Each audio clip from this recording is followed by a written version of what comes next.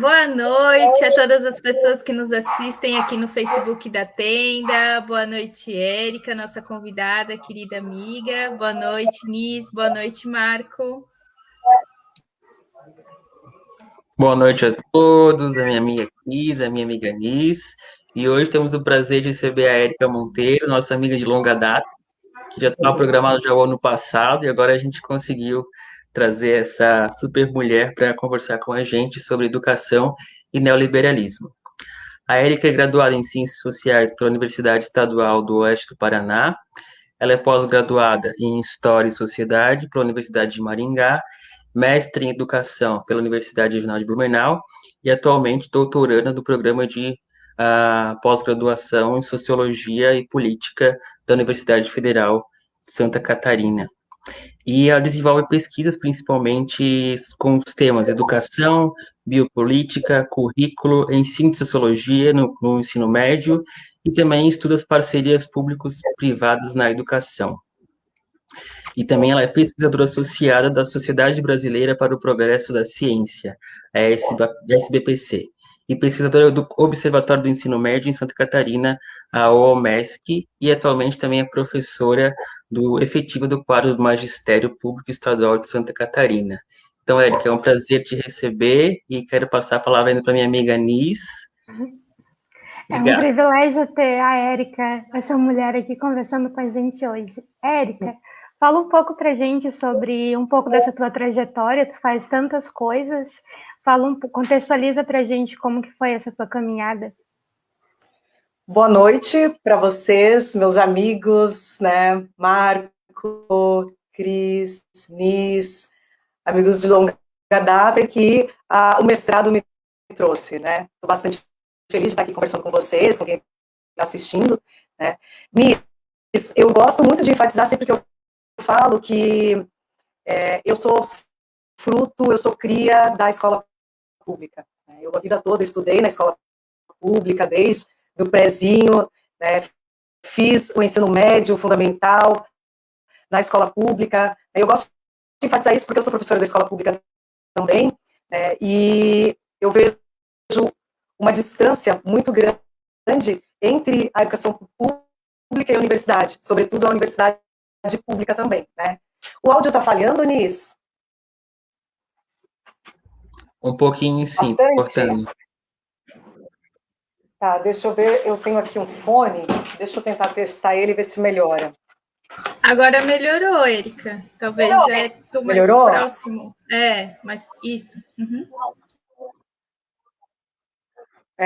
Tá. Talvez até seja, não sei, eu tô com instabilidade na internet, antes até pareceu que travou devido à instabilidade na internet. Talvez seja isso, mas melhorou?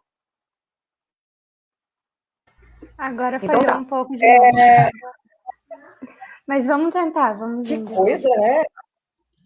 Isso, caso não dê para entender, vocês me avisam, eu coloco o fone, tá? Então, como eu estava dizendo, eu venho da escola pública, sou professora da escola pública, né?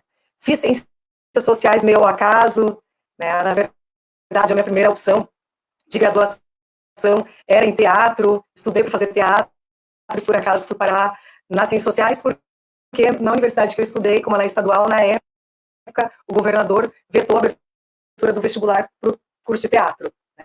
Né? Então, acabei indo para sociais, entrei pelo viés da sociologia e saí pelo viés da política, né? E é o que eu gosto de discutir, né, desde então. A política atrelada à sociologia e aí também à educação.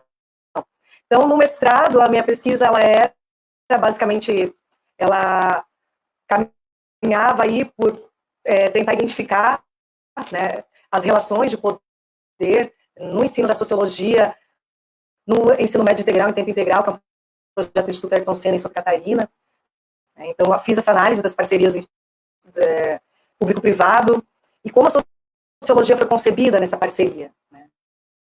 Para o doutorado, meu projeto, eu pretendo pesquisar ainda, né? A minha aprovação é recente, ainda nem conversei.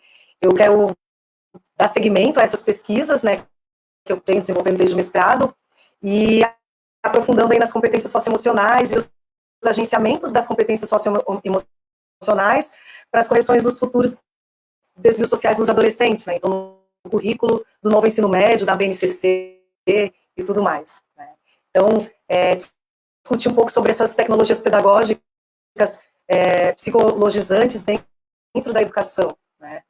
É isso, assim. E aí eu posso começar falando um pouquinho sobre educação e neoliberalismo, então? Para falar Sim, sobre isso, eu a gente considero... está curioso aqui para saber sobre a tua trajetória, né? Antes de tu começar a fazer, a gente sabe que a sociologia desperta esse interesse por entender a sociedade, entender como que também o capitalismo e o neoliberalismo atua sobre a educação, né? E aí, a gente sabe que a tua pesquisa foi sobre isso no mestrado. Se tu puder falar um pouquinho mais para a gente. Então, na pesquisa do mestrado, eu fui ouvir os jovens, né, que fazem parte do projeto do EMIT, do Instituto Ayrton Senna, numa escola pública aqui de Blumenau. Esse projeto ele foi implantado desde 2018 aqui em Blumenau. É uma escola periférica em região de vulnerabilidade social. Então, os alunos ficam o dia inteiro lá. E eu fui ouvir o que eles tinham para dizer sobre a sociologia, né? E, além disso, eu fiz análise dos materiais do Instituto Ayrton Senna, como esses materiais concebiam a sociologia. E o que eu pude perceber é que os estudantes, eles não têm, assim, uma percepção crítica da sociologia, né? Eles não conseguem, muitas vezes, relacionar a sociologia com a realidade social deles, né? Entretanto, eles fazem essa análise sem perceber que é a sociologia que facilita a eles essa compreensão de mundo, né? Uma das perguntas que eu fazia para eles como a sociologia, você vê a sociologia no seu dia a dia? E aí a resposta de um dos estudantes durante o grupo focal foi, sobre isso eu acho que eu tinha que estudar. Então a gente vê uma institucionalização da disciplina, né, do conteúdo do componente curricular da sociologia, que muitas vezes fica deslocada da prática, né? Então isso, cabalmente, eu percebi na pesquisa, né? Essa institucionalização que faz com que os estudantes não percebam a sociologia no campo prático cotidiano deles, né? Entretanto, por outro lado, o que eu percebi foi que eles gostam muito da sociologia, né? Embora não consigam fazer essa relação direta dela, eles percebem que na escola é a sociologia que possibilita que eles falem, que suas vozes sejam ouvidas, né? E eu percebi também uma proximidade muito grande com os professores do projeto, né? É um projeto, como eu disse, integral, então os estudantes ficam o dia inteiro na escola, com exceção da quinta-feira, e uma proximidade muito maior também com o professor de sociologia, que eles consideravam, na minha pesquisa, um professor que ele era dinâmico, era engraçado. Então, aqui eu acho que cabe muito aquela análise do Paulo Freire, da afetividade, de que quando nós nos identificamos, quando o professor tem um trato mais humano com os estudantes, esses estudantes, como reflexo, tendem também a se aproximar mais do componente curricular, né? Então, isso ficou bastante claro na minha pesquisa. Também, na minha pesquisa, ficou muito evidente que essas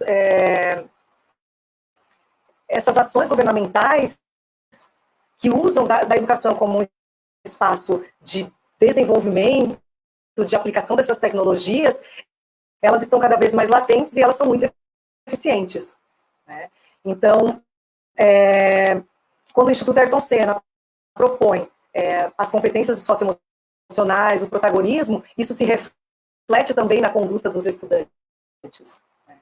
Então, eu concluo na minha pesquisa que essas ações governamentais, neoliberais, que têm educação como foco, elas refletem na produção de um sujeito exatamente como o neoliberalismo precisa. É um sujeito moldável, um sujeito flexível, um sujeito que ele é captado pelo discurso da liberdade, essa liberdade que tem que ser produzida a todo tempo para alimentar o neoliberalismo. Então, tudo isso eu pude perceber no desenvolvimento da minha pesquisa.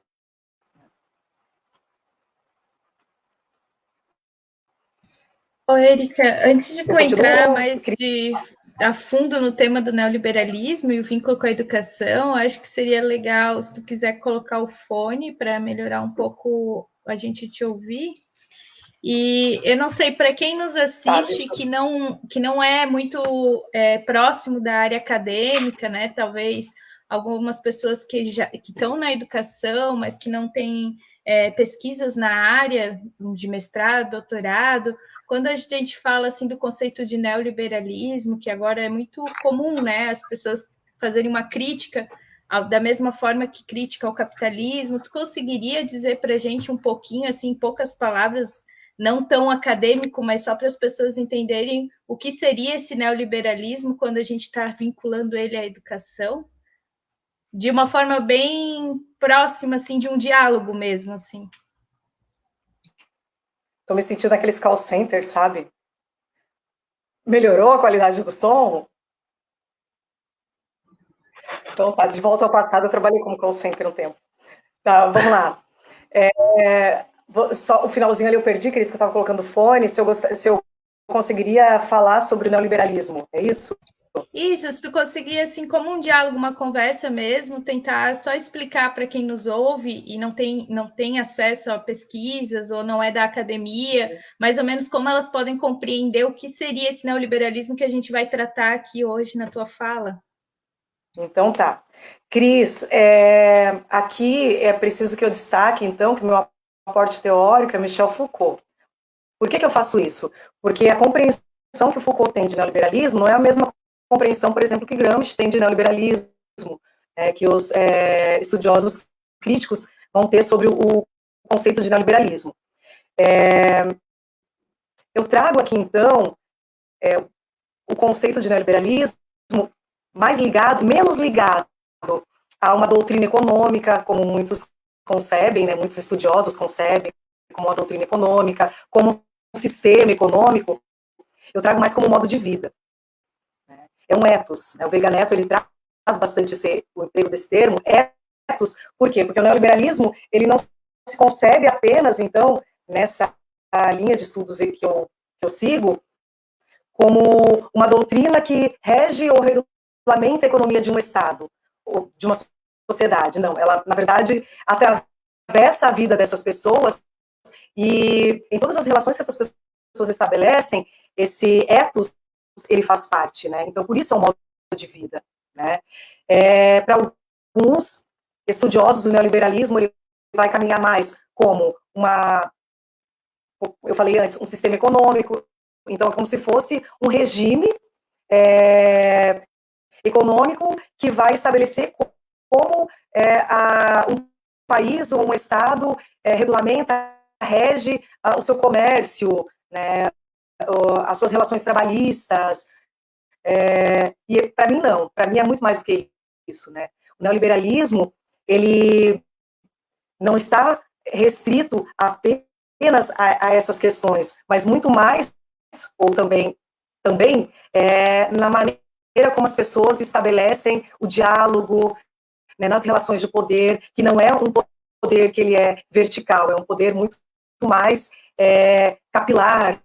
Né? Imagine, assim, um poste de distribuição de energia. Então, o poder, ele está mais ou menos como os fios de alta tensão, perpassando por todos os segmentos, por todas as relações. Né? E essas relações, elas são permeadas por esse, eu vou usar a palavra sistema aqui, para que as pessoas entendam, então, por esse sistema, né, ou por essa doutrina, que na minha concepção, então, é um modo de vida. No capitalismo, no neoliberalismo, nós vivemos de uma maneira que é meio que ditada por esse sistema, né? Por essa espécie de doutrina que atravessa, então, toda a vida, né? É esse ethos que rege a vida. Né? Eu não sei se deu para entender. Deu para entender. O Marco quer falar? Não, tu falou, explicou pra gente o que tu entende como neoliberalismo na tua pesquisa, e agora eu fiquei lembrando dos estudantes, porque foi justamente isso que tu pesquisou, né? como que esse neoliberalismo acaba atuando na subjetividade desses estudantes, né? Acho que é nesse caminho, né? Isso. Como que ele invade as relações, até mesmo seria isso talvez uma espécie de biopolítica que tu estuda, Érica? Como que esse capitalismo passa e chega até no nível biológico, né? Nas micro relações, né? Exatamente, né? Ele chega, então, numa prática, né, biopolítica, que é essa gestão da vida, né, em que as ações estatais, elas regulamentam a vida dos sujeitos, né? E aqui, o espaço de regulamentação são as legislações que atuam sobre a educação e, mais precisamente, no espaço da escola. Então, de que maneira se criam leis ou documentos ou ações no ambiente escolar que moldam esse sujeito numa perspectiva, então, biopolítica. Vai nesse sentido, sim, tá, Marco? E para falar, então, tu achas que os estudantes, eles chegavam a perceber esse nível de... Ou era muito distante para eles, talvez? Porque eu acho que a própria sociologia já é algo complexo, né? Para o estudante perceber a coisa da classe e tudo mais. Esses conceitos, né?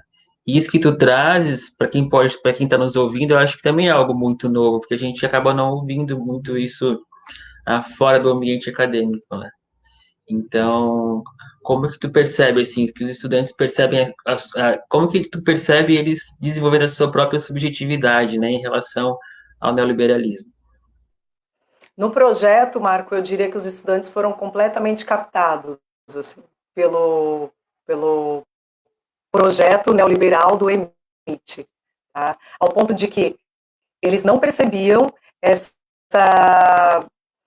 atuação, né, essa tecnologia agindo sobre eles. Em alguns momentos, eles refletiam um pouco sobre isso, né? Sei lá, trazendo um exemplo aqui para vocês muito concreto. Em determinado momento, no nosso grupo focal, eles colocavam a culpa da má qualidade do projeto, em alguns sentidos, ao governo, né? E aí eu questionei a eles, mas por que vocês atribuem ao governo essa má qualidade, essas críticas, se o projeto ele é do Instituto Ayrton Senna? E aí eles diziam, porque o Instituto Ayrton Senna ele fez uma parceria com o governo do estado, e o governo do estado ele está falhando. E aí eu fiz algumas provocações a eles, e no final a menina falou assim, se o Instituto Ayrton Senna não faz, o estado não faz, o resultado é que não está feito. Então não importa de quem é a culpa. Mais ou menos isso, ela disse assim, o que importa é que nós estamos, o que foi prometido para a gente não está acontecendo de verdade. Então, em alguns momentos eles conseguiam olhar para além do que eles enxergavam, né? Mas eu diria até que essa relação é muito complexa para eles compreenderem, estando ali no olho do furacão, sabe? Talvez se estivessem fora, poderiam conseguir fazer uma leitura mais crítica, mas estando ali, como eu falei para vocês, o sucesso neste sentido do projeto em embutir nesses jovens, produzir nesse jovem, criar nesses jovens subjetividades neoliberais é muito latente, assim, é um sucesso que eu diria grandioso, sabe? Então, embora a sociologia propunha esse espaço crítico, não necessariamente ela ela de fato se concretizava numa aprendizagem crítica, né? Então, eu diria para você, resumindo tudo isso, Marco, que não, os estudantes não percebiam essa subjetivação deles, eles não tinham uma leitura crítica do projeto, eles faziam críticas às coisas que foram prometidas e não aconteciam, mas não ao projeto. E eu estenderia essa leitura que eu fiz, que não é boa nem ruim, né, é uma leitura do ambiente de pesquisa, para os professores também, né? Os professores também não faziam uma leitura crítica sobre isso, né? E isso é um reflexo também da nossa formação de professores, professores, né? Eu trago aqui isso. Então, e também entendo que essa não leitura mais reflexiva sobre o projeto por parte dos alunos é um resultado também da não compreensão crítica por parte dos professores, né? Porque se os professores compreendessem de maneira crítica, provavelmente levariam de maneira crítica também, né? Oi, Erika, a gente está com algumas pessoas nos assistindo, né? Agradecendo o Luiz, a Rosália, o José Inácio, nosso colega da FURB, e eu vou fazer uma sugestão que ele deu aqui, que é de tirar da tela e te colocar novamente para ver se para de falhar o seu áudio, porque mesmo que o fone continua. Então, se tu quiser tirar o fone, tanto faz, eu vou te tirar da tela 1 minuto e já vou te colocar, tá bom? Tá bom. A gente já volta. Intervalos comerciais. Veja se agora funcionou. Continuo com o fone, tiro, não sei. Agora Tá tá ótimo o lindo. teu áudio. Tá bom? Obrigado, José. Lindo, Melhorou? maravilhoso. Melhorou. Tomara que Esperamos permaneça. que não Ô, fale Érica. mais. Ô, Érica, Tá. isso que tu fala, que tu traz pra gente sobre o neoliberalismo, tu acha então que a gente pode dizer que justamente por ser em termos de subjetividade, a ideia seria justamente essa de não perceber ou não ter essa percepção crítica, porque é como se tu se tornasse aquilo, em termos subjetivos mesmo? Isso, é. Porque faz parte desse projeto neoliberal na educação, Nis, essa produção do sujeito homoeconômicos. Esse sujeito homoeconômicos aqui, para traduzir, para quem de repente não conhece o termo, é um sujeito, vou tentar traduzir de uma maneira simples, assim, é como se fosse o sujeito empresa. Pensa o Uber hoje, né? É aquela pessoa que trabalha e que ela não tem vínculo empregatício, que ela é sujeito patrão dela mesma, ela é responsável por si mesmo, ela está cada vez mais descolada da responsabilidade estatal. Mais ou menos isso, então, a gente vai pensar o homo econômicos. E o objetivo, então, dessa educação neoliberal é a produção desse sujeito. Né? Esse sujeito que, para o Estado, deixa de ser uma responsabilidade do Estado. Né? E aí, essa subjetividade que vai sendo criada, ela é justamente nesse sentido. E ela é muito, essa subjetividade que vai sendo criada, ela é muito, ao mesmo tempo que ela é perspicaz, ela é muito sensível, talvez, ela não é algo, chega, você tem que absorver, não. Ela vai sendo construída aos poucos, né, ao longo dos 3 anos do ensino médio. Então, o sujeito, ele não percebe que ele está naquele rolo, naquela massa, naquela máquina de moer gente, né, ao ponto que ele reproduz aquelas máximas que, no meu caso de pesquisa, o Instituto Eritocena propunha, eles reproduziam também, né. A própria competitividade, né? Nós tivemos um projeto recentemente, eu estou atuando na escola que eu pesquisei, né? Desde o ano passado, e nós tivemos um projeto muito bonito, que foi um projeto Mulheres na Ciência, em parceria com a SBPC e tal, e nesse projeto, eu percebia, porque eu tenho essa leitura do que propõe esse modo de educar neoliberal, uma competitividade. E eu percebia nesse projeto uma competitividade também entre os estudantes, que ela não é uma competitividade que é necessariamente ruim, assim, no sentido de criar um atrito, mas ela existia, ela estava lá.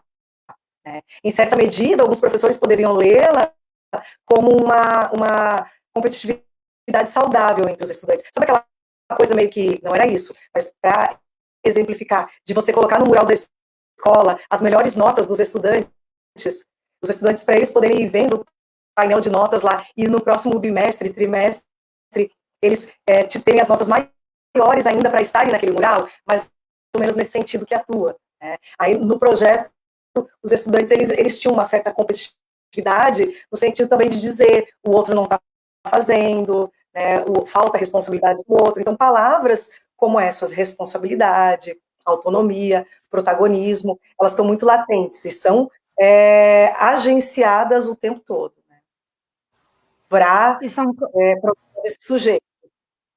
E são colocados como estímulo, né, Érica, não como um problema. Toda essa competitividade das notas, como se isso fosse um grande estímulo. Acho que aí que está um dos problemas também.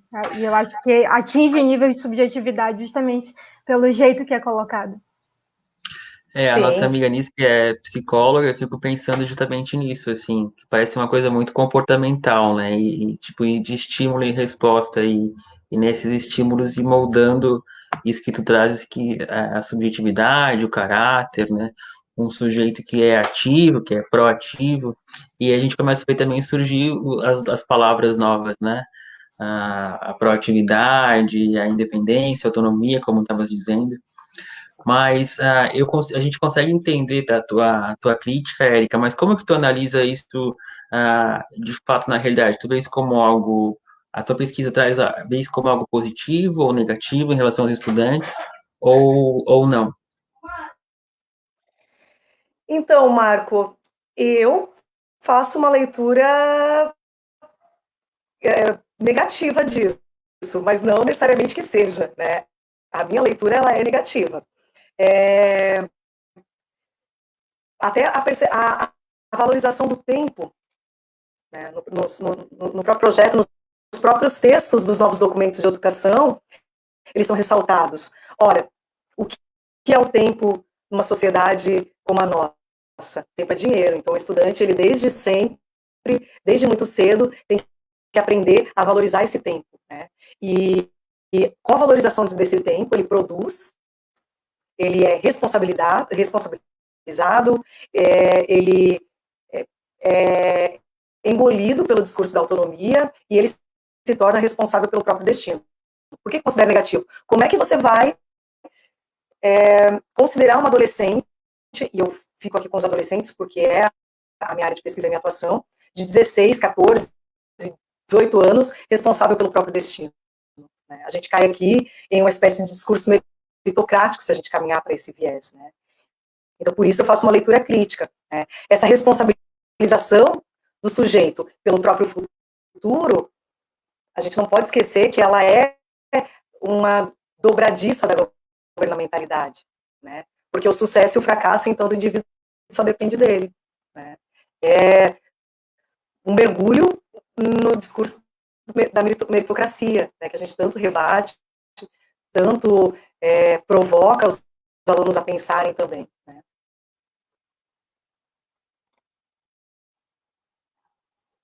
E aí eu posso até estender um pouco aqui, e a Nis, que é da psicologia, talvez possa contribuir nesse sentido, para as competências socioemocionais. Né? Porque quando se fala em competência, antes dessas novas leituras, porque eu me lembro quando eu estudava no ensino médio, no ensino fundamental, o melhor aluno da sala é aquele que tinha as melhores notas.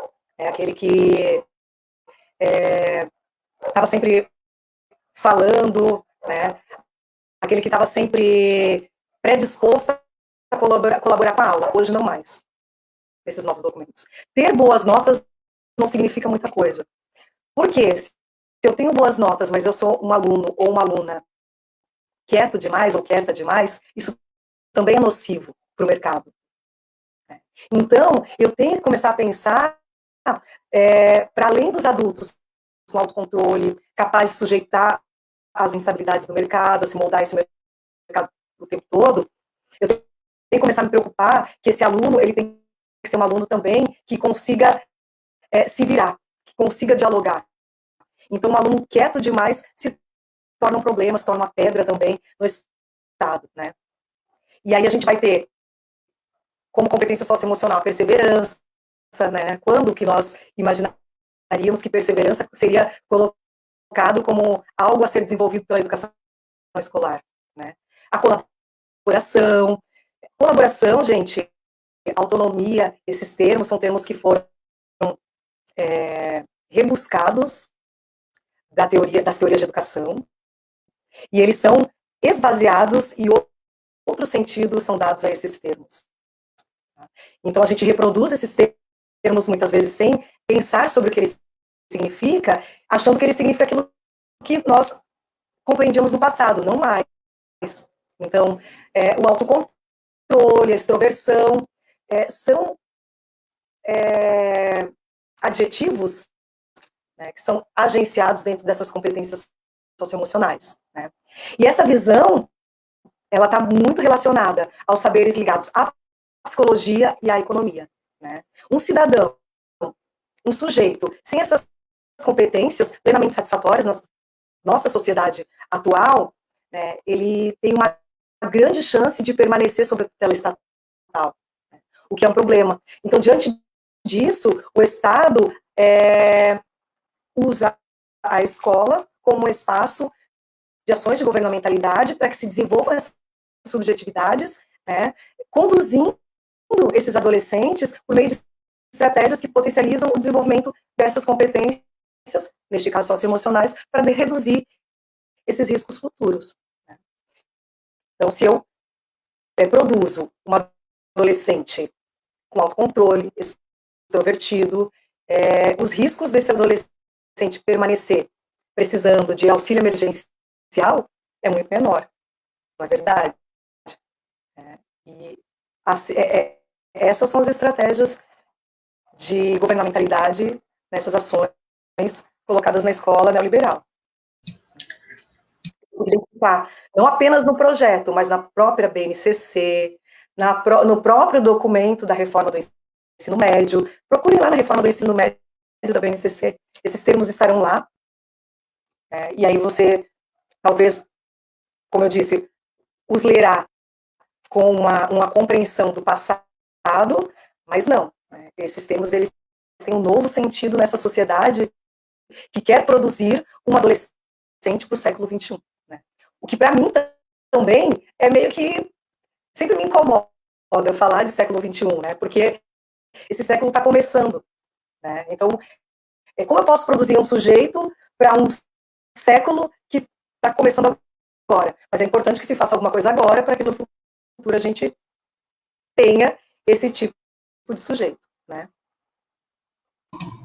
Oi, Erika, eu acho muito interessante essa tua forma de trazer para a gente, enquanto educador, ficar atento a essas palavrinhas, né? Porque, como tu disse, né, autonomia, cooperação, né, o entusiasmo, são coisas que para nós é muito caro, né? Principalmente autonomia, criticidade, que a gente vê com outra fundamentação teórica, com outra forma de olhar a educação, pensando no sujeito como uma formação integral mesmo, né? E não uma coisa com um objetivo para o futuro, né? Mas o adolescente, a criança, como sendo alguém, um sujeito, um cidadão, já agora no presente, né? Que ele deve ser ouvido e as ideias dele serem consideradas. E aí, quando tu fala isso, como é importante a gente, enquanto educadores, refletir constantemente essas palavras e como elas estão sendo utilizadas, né? Hoje em dia, com a internet, a gente vê a questão da fake news, né? Que pega uma notícia que era verdadeira e distorce e ela vira uma outra coisa,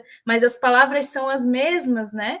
Então, como isso também está acontecendo muito forte na educação com esses conceitos, né? Isso, o próprio projeto de vida, né, Cris? Que vai ser o projeto de vida no novo ensino médio, ele é o espaço de produção também dessas subjetividades, dessas competências socioemocionais. Né? Parece que nós não temos saída, mas nós temos. Né? Nós, professores, se nós tivermos essa leitura do que significa esse movimento, nós podemos, então, caminhar pelas linhas de fuga, né? Usando aí um pouco do Deleuze, do Marco, com licença, Marco, caminhando um pouco por essas linhas de fuga, para então trabalhar, sim, um projeto de vida, mas uma outra perspectiva, né? Não nessa exclusivamente de produção e moldagem de um sujeito como o mercado quer, né? E para falar disso também, Cris, eu considero importante que eu ressalte aqui que essa ação de governamentalidade, ela se estabelece muito por meio das parcerias público-privado. Tá? Isso, por exemplo, no projeto que eu pesquisei, que é por meio de parceria, né, com o Instituto Ayrton Senna, que embora se coloque como não um instituto privado, mas a gente sabe que os braços do Instituto Ayrton Senna caminham por aí, assim como no novo ensino médio, que com as disciplinas eletivas, os componentes curriculares eletivos, pode abrir espaço, então, para essas parcerias público-privadas, assim como o Futurice na universidade, né? E aí, como surge essa parceria público-privada na educação no Brasil? Ela é recente, anos 2000, ela é anterior, e aí a gente tem que buscar um pouco do histórico de quando se consolida, né?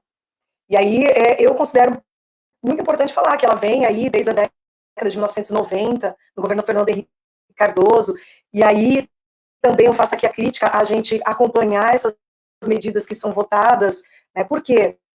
Porque quando o Fernando Henrique Cardoso assume, com um viés de governo liberal, bastante conhecido pelas suas privatizações, ele abre espaço para uma nova modalidade, né, que é a atuação do terceiro setor junto ao Estado, né, que não era tão latente assim, né. E aí cria-se uma lei, que é a lei de 1999, a 9.790, e essa lei, ela regulamenta as OCIPs, né, que são as organizações da sociedade civil, e diz que essas OCIPs são de interesse público.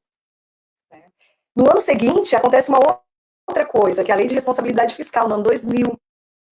Todo mundo já ouviu falar da Lei de Responsabilidade Fiscal, que, inclusive, mais tarde culmina nas pedaladas fiscais, que resultam na retirada, no impeachment, no golpe da Dilma. Né. Então, lá em 2000, quando ele coloca essa Lei de Responsabilidade Fiscal, que determinava que os gastos orçamentários do governo com o pessoal devia ser de 60% apenas, o que acontece? O Estado passa a fazer parceria com o terceiro setor para suprir essa necessidade, então, de mão de obra, né, desses outros 40%. E aí, trazendo para o recente também, então, quando a gente tem a PEC dos gastos, também possibilita para isso. Né? Esse estreitamento que o Fernando Henrique Cardoso propõe lá, ele não se trata exatamente de uma contraposição lá entre Estado e sociedade civil. Não, é Estado e sociedade civil atuando conjuntamente. E é isso que nós temos hoje. Nós não temos lá o Instituto Ayrton Senna e o Estado. Nós temos o Instituto Ayrton Senna e o Estado. Neste caso, o governo de Santa Catarina estabelece uma parceria com o Instituto Ayrton Senna, que é atuante no Brasil todo. Né? Então, essa redefinição das fronteiras entre o público e o privado, lá do governo do Fernando Henrique Cardoso, que parece, no momento, e foi bastante festejada, com uma ação política modernizadora, democrática, de interesse social, favorece a iniciativa privada, por quê? Porque ela alavanca os processos de se fazer negócios. Né? E essa iniciativa privada, ela então se aproxima a ponto de confundir a coisa pública e a coisa privada. E aí o Estado institui uma nova forma de fazer governo. Né? Essas linhas divisórias, elas imprimem essa nova gestão estatal, né? Que garante um enredo de políticas neoliberais. Né? A propriedade permanece estatal, entretanto, ela adota uma lógica de mercado na sua construção política, no seu processo de gestão. Né? E é importante que a gente fale disso, né, para as pessoas entenderem o que é um processo que culmina nisso. Né? E essa parceria entre Estado e terceiro setor, ela vem com programas educacionais, né, que o Estado financia projetos, que é o caso do EMIT, por exemplo, compra de materiais pedagógicos, os famosos livros didáticos, né? Também entre parcerias que locam espaços também para o Estado, entre Estado e terceiro setor. E aí eu trago aqui o surgimento de uma outra coisa que eu trato também na minha dissertação, que são os institutos think tanks, que a gente não pode deixar de falar deles. Né? O que são esses institutos think tanks? São organizações, né, que desenvolvem inovações em diversos campos, no caso que eu discuto aqui, então, na educação, né, E essas organizações, elas vêm para resolver o que seria um problema tido como um problema social, um problema, então, da sociedade, e o terceiro setor investe em uma pesquisa sobre isso, né, cria esses tanques de pensamentos, contrata profissionais de ponta, paga-se muito bem esses profissionais, de novo o caso do Instituto Ayrton Senna, você não vai ter gente com currículo tosco trabalhando no Instituto Ayrton Senna, e esses institutos vendem soluções para o Estado, e o Estado compra essas soluções. E esses institutos, eles são um intermediário, né, um setor intermediário entre conhecimento e poder, né, entre ciência e Estado, né, e essas conexões são cada vez mais fluidas, né, e em constantes mudanças, porque conforme o Estado muda, porque há uma alteração no modo de vida das pessoas, esses institutos acompanham. Então é quase como que uma coisa orgânica, né? E o que me incomoda quem pesquisa os think tanks também, é que há um pressuposto de neutralidade, mas não há essa neutralidade. E um caso disso é o Heritage Foundation, que é um instituto, é um dos think tanks mais antigos dos Estados Unidos, ele é de 1973, se não me engano, e que foi criado para criar conhecimentos que formulassem ou promovessem políticas públicas conservadoras, baseadas no princípio do livre mercado, da liberdade individual, da defesa nacional. E aí os empresários investem nisso, e eles não têm um retorno financeiro, tá? Não é um lobby, tipo o JBS, que investe e recebe de volta como retorno financeiro. Não é dessa maneira, né? Esses think tanks, eles não recebem, eles não pressionam financeiramente os estados, os governos, né? Eles ganham uma outra coisa, produzindo conhecimento, poder, saber e dominação. Eles criam verdades, e essas verdades, elas vão ser legitimadas ou não, né? Usando um pouco do Foucault, então, né? Há um regime de verdade, né? Ao passo que vão se produzindo conhecimentos que vão subjugando outros, né? Alguém quer comentar alguma coisa que eu me empolguei em falar? Não, tá ótimo, Erika. Eu quero ler os comentários aqui, que tem bastante gente participando. Eu vou te jogar aqui para cima um pouquinho. A Fabiane falou ótima reflexão. O Luiz disse que te conhece, uma pessoa incrível por ter trabalhado no PIBID, agradece. Isso. E a Denise, ela fez um comentário aqui que eu queria ler para você. É muito importante esse debate, Érica, principalmente quando estamos às portas para a implementação do NEM, que é um novo ensino médio, né? Acredito. Uhum. Ao transferir para o aluno a responsabilidade sobre a sua formação, promove-se ao Estado uma isenção sobre o futuro desse aluno.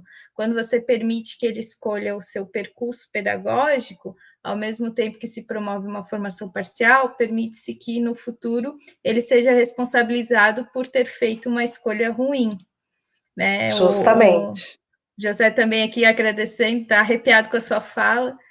E eu acho que é bem isso que tu estava falando, né? Como essas escolhas jogam, né, para os adolescentes, ou até para nós, trabalhadores, muitas vezes, a responsabilidade por elas, quando, na verdade, quem escolhe as escolhas, né, que a gente pode escolher, é meio que um trava-língua, né? Ô, Cris, e essas escolhas também, como eu falei, o neoliberalismo se alimenta dessa liberdade que tem que ser produzida, e aí, essa sensação de que escolha, da escolha, ela existe, a escolha existe. Entretanto, ela é uma escolha um pouco restrita, né? Porque se nós pensarmos, existe um número pequeno, sei lá, de opções para o aluno escolher, que já são dadas.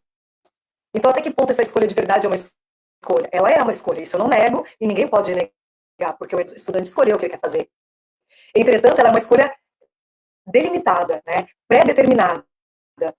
Né? Então, há de fato uma escolha, mas é uma escolha que ela é produzida também, né? Há um controle dessa escolha para a produção do que se quer formar. Então, por exemplo, vamos pegar Blumenau, imaginemos que uma escola aqui, visto que Blumenau é um polo têxtil, pode ser que coloque ali algumas opções, né? Mas essas opções, elas podem estar ligadas a essa dinâmica do fato de Blumenau ser polo têxtil, né? Então, sei lá, eu não entendo nada para falar sobre isso da indústria têxtil, mas se eu entendesse, eu poderia citar aqui, sei lá, 5 opções ligadas direta e indiretamente a isso, né? O estudante vai optar, mas vai optar dentro de uma restrição, né?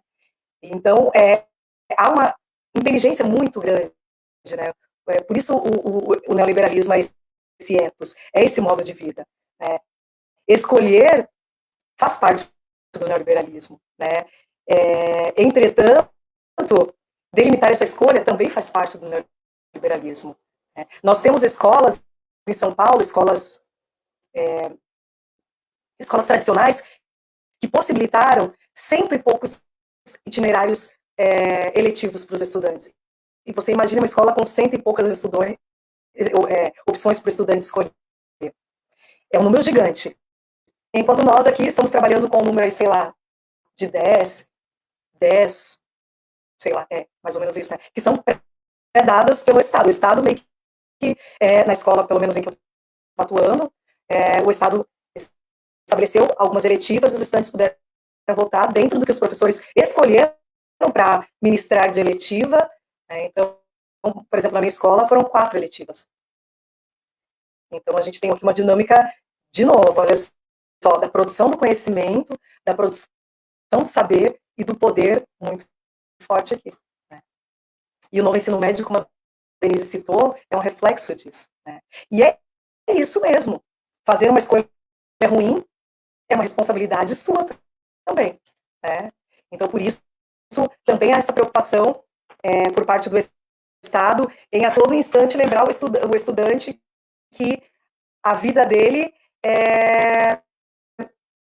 na vida dele não pode ter escolhas ruins, né? Na minha dissertação, porque como eu falo isso do Ayrton Senna, eu até uso um pouco de uma brincadeira, né? Eu falo que existe um pódio, né, e que o Instituto Ayrton Senna estabeleceria quem são as Ferraris, né, e que o acidente de percurso ele não pode acontecer.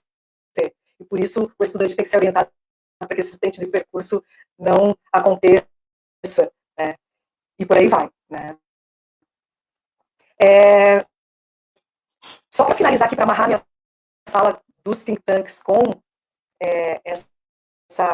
esse pressuposto da educação neoliberal, nos anos 2000, na América Latina, e o Brasil foi reflexo disso também, não fugiu a regra, como a saída, e aí a gente vê que não há uma neutralidade, de fato, como uma estratégia para fugir dos governos mais à esquerda, né? Aqui, o governo Lula, surge, então, o Instituto Milênio no Brasil, o Instituto Ordem Livre, e, é claro, aqueles que nós conhecemos bem, né? O Movimento Brasil Livre, o MBL, né? Que é uma dissidência, ele faz parte dos think tanks, é uma dissidência do Students for Liberty dos Estados Unidos, né? E que no Brasil, então, se consolida como o Movimento Brasil Livre, né? A Fundação Getúlio Vargas é um grande think tank, é o maior think tank brasileiro, e olha que interessante, ocupou o 7º lugar no mundo. E é o primeiro think tank da América Latina. Então, o Brasil, por mais que seja novo, essa dinâmica de implantação de think tank seja nova no Brasil, ela já está plenamente consolidada, tá? E por mais que eu tenha dito assim, parece que é algo ruim, existem think tanks que são sem fins lucrativos e que fazem pesquisas que são confiáveis. E aí a gente vai ter o IBGE, o DIEESE, que produzem conhecimentos sociais, assim, né, e que são confiáveis também, né? Deixa eu ver o que mais de importante que eu posso destacar aqui para costurar. Claro, e esses think tanks atuam na educação baseados na crença da baixa qualidade, né? A educação é ruim, então a gente tem que, de alguma maneira, tentar resolver esse problema. E aí a gente tem o quê? BNCC no Brasil. BNCC vem para resolver o problema da má qualidade do Brasil, né? E aí a gente vai ter quem? Instituto Lehman, Itaú, Unibanco, Fundação Vale, né? Tudo isso atuando na construção desse documento, que também depois vem na reforma do ensino médio. Não sei se a Anis ou a Anis tem algumas questões ainda para a Érica. Anis, talvez. Não, eu acho que nesse momento só agradecer. É sempre um aprendizado tremendo ouvir a Érica. Eu que agradeço, Érica, tu trouxe para a gente possibilidade. Trouxe uma grande reflexão para a gente, que, ao meu ver, não se aplica apenas à escola, né, mas o que a gente acaba passando também no nosso dia a dia, né? Acho que nós também, enquanto sujeitos da sociedade, por mais que enquanto professores, enquanto, né, cidadãos, também passamos por essas coisas, né, de nos verem às vezes em uma sinuca entre aquilo que a gente escolhe, e a gente sabe que no fundo são opções dadas, né? São cartas marcadas, lugares marcados, e a gente tem pouca liberdade para se mover nesse lugar que já é tão demarcado, né? E se tu quiser deixar as tuas palavras finais, as tuas linhas de fuga para a gente, as tuas possibilidades, ou quiser também falar para onde que a tua pesquisa está se encaminhando agora, que está indo no doutorado, né? Que essas coisas tu já trouxe, já elucidou, e por onde que o teu pensamento tem focado agora, para onde tu estás mirando, o que estás percebendo? Então, Marco, para o doutorado eu penso em mesmo analisar essas tecnologias pedagógicas psicologizantes. Eu quero estudar, então, seguir na biopolítica, né? E quero estudar as competências socioemocionais e tentar compreender como elas vão se consolidar com o novo ensino médio, que o ano que vem, segundo a lei, né, obrigatoriamente deverá ser implantado em todo o Brasil, implementado em todo o Brasil. Hoje, em Blumenau, nós temos só 2 escolas, o SEDUP e a escola Max Tavares Amaral, que tem um novo ensino médio, mas o ano que vem é para ter em todas as escolas. Não sei se acontecerá, mas, enfim, quero analisar isso. Né? Eu agradeço esse espaço de fala, essa troca de saberes com vocês. É sempre bom estar em contato com vocês, é sempre bom a gente dialogar. Né? Sempre que estou com vocês, eu aprendo bastante. Né? E é isso, assim, ó, só agradecer. Dizer que fiquei bastante feliz com o convite. Né? É isso, me coloco à disposição, caso alguém, de repente, que esteja assistindo a live, queira pesquisar algo nesse sentido, né? Agradeço. A gente também agradece muito, Érica, a tua participação. Com certeza vai ter próximas, né? Essa conversa não terminou aqui, infelizmente é pouco tempo. A Denise também está falando que é muito bom aprender um pouco mais com você. A Tenda agradece a participação de todo mundo aqui no Facebook. A gente lembra que essa live vai ficar gravada no nosso canal no YouTube também, no nosso podcast. E qualquer coisa é só entrar em contato com a gente. Então, boa noite, todo mundo. Boa noite, beijos.